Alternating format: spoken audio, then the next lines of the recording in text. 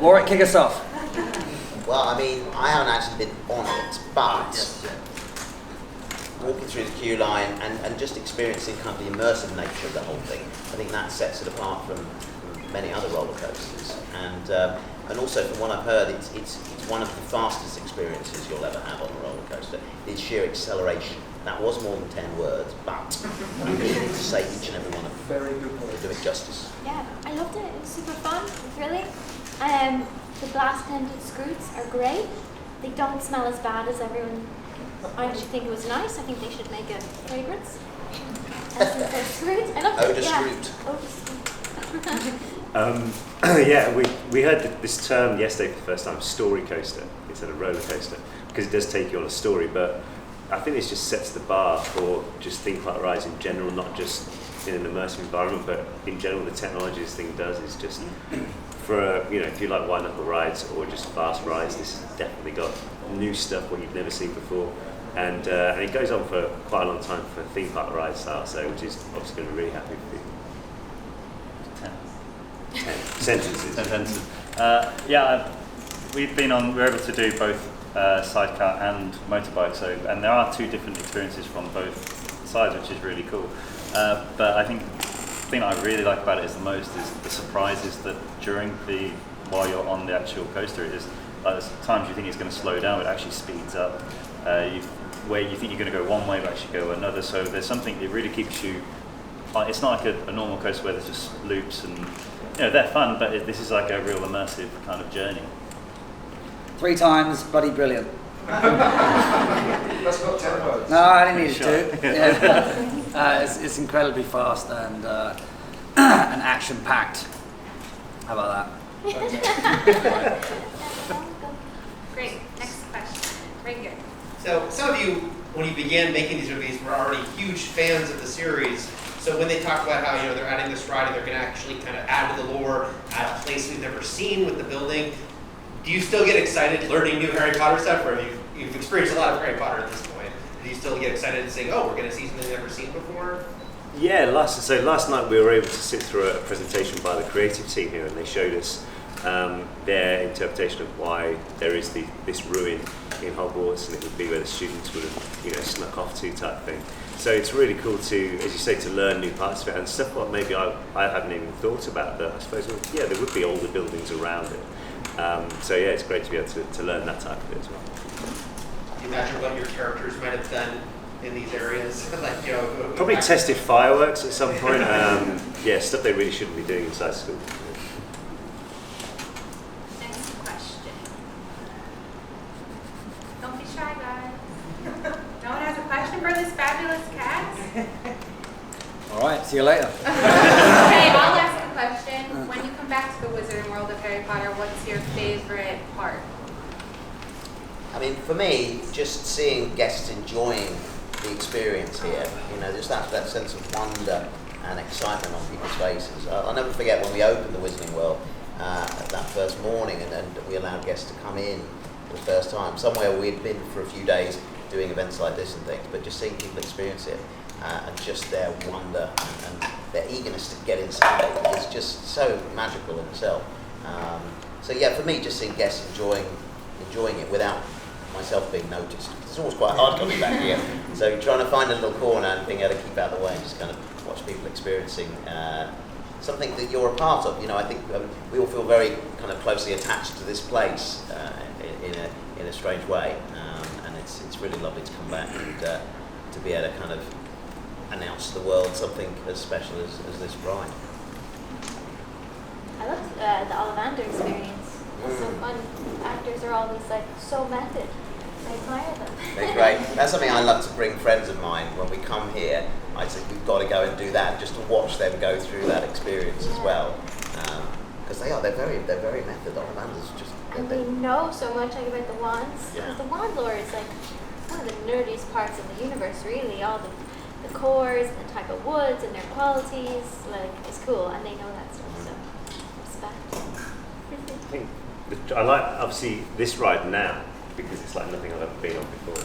But then you've obviously got the train because I'm on it, and let's face it, who likes to see themselves on a ride.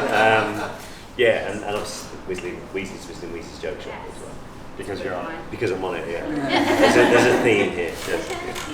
I'm not just saying it, but genuinely this ride, because it is what we've learned from when the Hogsmeade opened was that when they originally said they're going to do a Harry Potter park, I kind of thought it was going to be like something old here and just stick a new sticker on it and that's it. But we don't. They really did their research. They made it. When we first came here, I think we were all knocking the walls because we were used to it being a set, so it was hollow. But here it's all real. So we're actually seeing if it was all real. So we've learned that they don't do anything by halves here. So when they've created technology for this ride, and it's like the longest coaster in Florida. Yeah, am I right? Yeah. That's correct. Thank you. Try and remember some points that we saw yesterday. But in general, it's just anyone of the family can enjoy it, which is it's just really cool. I like the whole shebang, really. I do enjoy, as Warwick said, I like walking through the Diagon Alley and Hogsmeade, which, as I have been doing today. No one ever seems to recognise me because they're looking, because their heads are always looking up, looking at other stuff. I've got a recent newfound Alan Gilmore. Shout out to the man who created it. I discovered apple crumble ice cream yesterday, which is a new favourite of mine. We've just actually ordered a fresh round of that. So and the fact that I came here 3 times as an 8, a 9, and a 10-year-old before these films even were created. And if you told me then that I would be sitting here now, part of the ride or part of the experience, I would never have believed you. So that's I have to pinch myself every time to remind myself about that.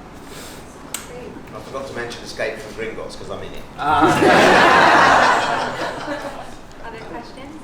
I mean, again, this is another ensemble question, and I know it's something you've touched on in the past, but how different is it being on set to being in the wizarding world, both in here and in Universal Studios? I think it's certainly more immersive here than on filming. 'Cause obviously, when you're filming, you've got, like, if you look at the ceiling here, it's all fully finished. Whereas on film set, you've got lighting rigs, you've got some guy in shorts walking up on the lighting deck. So you've got like all that different side of it. But here, it's like we said, it is immersive. I mean, there's like 1,200 new trees they've planted just for this ride to keep it there. So you do have that much more element where a lot more thought has gone into it, as opposed to leaving a soundstage or anything like that. But there are similarities, especially some of the art you see here and the sculpting. You know, that many of the things are from sculpts that were done from the films. You know, the textures and the walls and those sorts of things. So they're the same people actually work on the two, the sets and the Wizarding World here. So you know, those elements are very similar. But yeah, I mean, it's about realism here, and about, you know, making sure that the guests, whichever angle they look at something from, it's real, as opposed to a film set. You know, the camera can only be in a certain number of positions, and therefore it has to look real from that perspective. But I will say, having worked on a lot of different films, when we worked on the Harry Potter films, those were much more, dare I say, immersive, but they were more real than working on a Star Wars film, for example, where, you know, much of it's left to green screen and CGI.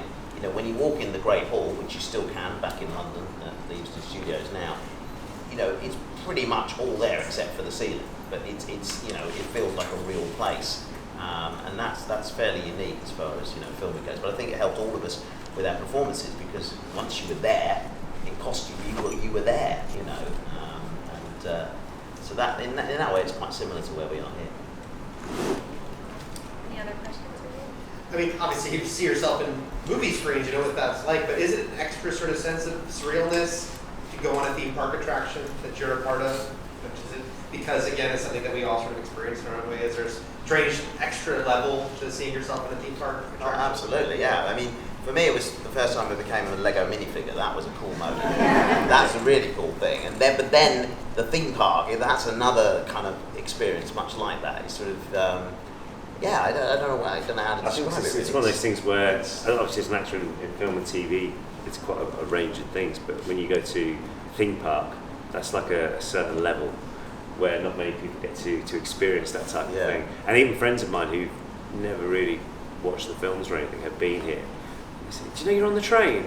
Yeah, I remember filming it. But they see that as such a huge deal, and it's such a cool, unique thing to do as well. It's like seeing your character in one of the computer games as well. That's Yes, that's yeah, kind of fun. We can actually play yourself, as well within the game. So there's certainly another level to this, isn't there?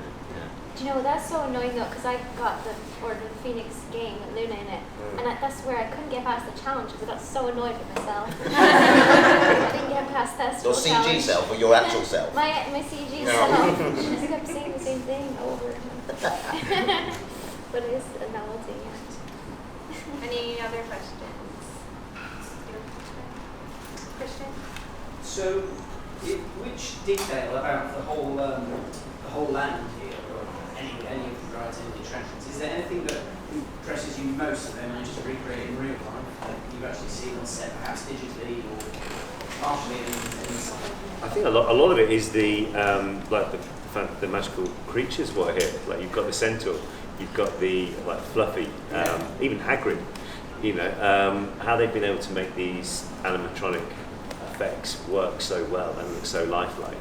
Where certainly part of them were when we were filming was just digital, so I think that has been totally incorporated just for this, and I think the fans will really appreciate that as well. And the dragon. Oh my god, we always forget about the dragon on top of the building. It breathes fire. It doesn't get better than that. Yeah. That's cool. I think the fact that you walk around the Wizarding World with a wand and you can do some spells, I think that's really a great thing for guests to really go and do it. I love watching people try to get it right, and they're so determined to get it right. People of all ages as well having a go at this. You see the kids have a go, and then mum has a go, and then grandma has a go, and just determined to actually achieve each spell as they go around. So I think that's a really fun thing that you're able to do here. That's unique. Is the castle as big as you imagined? Whenever I look at it, it just looks nice. Yeah, it's a great illusion, that, isn't it? I mean, I think it is. It's one of those things that I think everything is bigger than you imagine. Except me. Maybe they never say that. But just looking at the castle, going down Diagon Alley, that's it's huge and so much to explore there. It's just. I mean, I'm in awe of the people that design these places and create them. It's fantastic. Yeah. Yeah. What do you think about Hagrid being chosen to be the main character in this ride? Because maybe now with Fantastic Beasts you think, Newt is the kind of guy from Fantastic Beasts and stuff, but Hagrid was the chosen one, and he's a true character, but he's not a main one in the books and in the movies. What do you think about his being? But he's the keeper of the magical creatures, isn't he? He's Yeah, the person we being associate with the looking after them. So. Yeah. And Newt, he's not very good with people. Newt's amazing with animals, but Hagrid's really friendly, you feel quite safe, even though he's really bad at magic, you feel like he welcomes you into the ride and into the world. Whereas if you watch the Fantastic Beasts movies, Newt doesn't make eye contact with humans. Yeah, I find that really fascinating and funny. And Hagrid's got a motorbike, which really helps with the ride. Well, it's actually Sirius's, but yeah. Well, I've been told. Well, Sirius gave it to him, so Yeah, Sirius is not here, so I'm not going to claim it. Any other questions? Right here. So for those of you who've been on the ride, what's each of your favorite parts?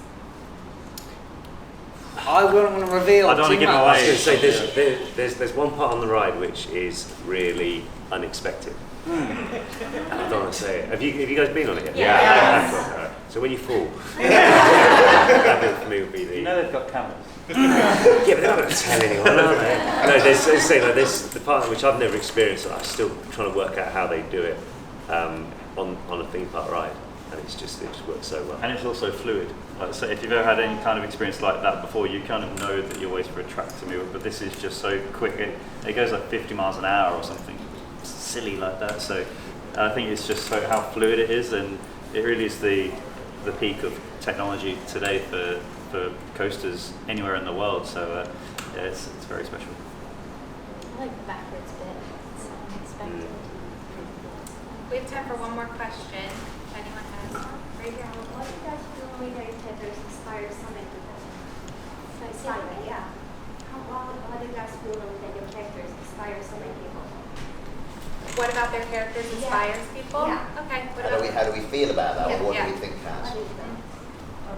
It's pretty cool, like, to think if you've done something inadvertently, what, as you say, has inspired someone.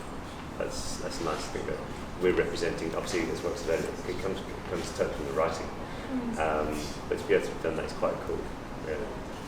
Yeah, it's a real gift, I think, to play characters that, like, I mean, having been a fan myself, I know what an impact those characters had on me growing up, and to kind of carry on that legacy, I feel like that's something, you know, we did the films, and this is the thing that, like, it's a bonus, it's something you don't expect when you sign on to those things, but yeah, it feels like a real privilege. I think we're all immensely proud to sum it all up. To see kids walking around the theme park that weren't even alive when we started making these films is a testament that the Harry Potter flame is not dousing anytime soon, so it's very exciting.